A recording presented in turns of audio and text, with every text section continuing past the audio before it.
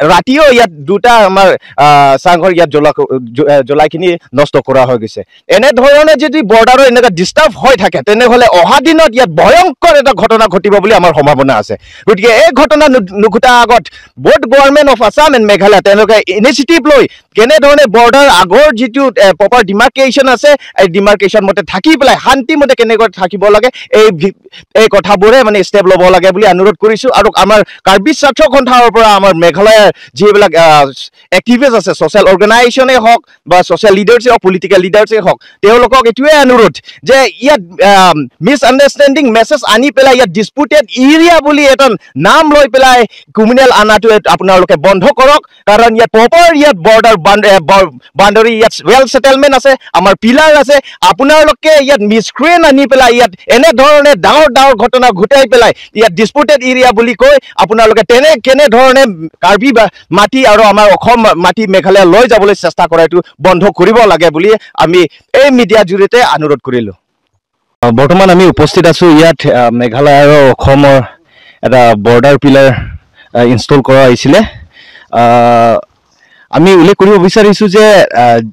যেতিয়ালৈকে আমাৰ give and take policy both government of Assam and Meghalaya adopt কৰা নাছিলে সেই আগতে তেনেধৰণে মানে বৰ্ডাৰত এনেকুৱা ডিষ্টাৰ্ব নাছিলে কিন্তু after adopted give and take policy by both government of Assam and Meghalaya the border area have been increasingly disturbance সদায় মানে ক'তবাৰ এনেকুৱা ডাঙৰ ঘটনা ঘটি আহিছে আমি কাৰ্বি স্বাৰ্থ সন্থা হামৰেঞ্জ ৰুৰেল কমিটি আৰু ইয়াত স্থানীয় ৰাইজ ইয়াত আগৰ পৰা যুঁজি আহিছোঁ আৰু যোৱাকালি বিৰাট ডাঙৰ এটা দুৰ্ভাগ্য ঘটনা ঘটিলে যে মেঘালয়ৰ পৰা কিছু দুষ্কৃসকলে আহিখিনি ইয়াত আমাৰ কাৰ্বিবাসী ৰাইজৰ পথাৰত যিবিলাক ধান লগাইছে এইবিলাক উঠাইখিনি তেওঁলোকে নষ্ট কৰা হৈছে আৰু ৰাতি তেওঁলোকে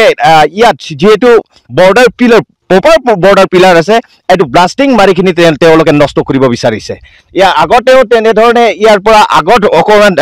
30 আধা কিলোমিটাৰ মানত এটা পিলাৰ আছে এইটোও নষ্ট কৰা হৈ গৈছে তাৰপিছত ৰাতি আমাৰ তাপাৰত যিহেতু নদীৰ ওচৰত এটা পিলাৰ আছিল এইটো পুৰা নষ্ট কৰা হৈ গৈছে আৰু ইয়াত যিটো পথাৰত এটা ছেফটি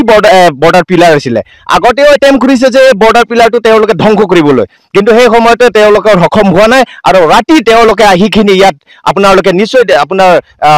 সাংবাদিকসকলেও দেখা পাইছে যে ইয়াত ব্লাষ্টিং ইয়াত প্ৰপাৰ ইয়াত মানে ইনষ্টল কৰা হৈছে ব্লাষ্টিং ইয়াত যদি ব্লাষ্টিং হৈ যায় এই বৰ্ডাৰ পিলাৰ নষ্ট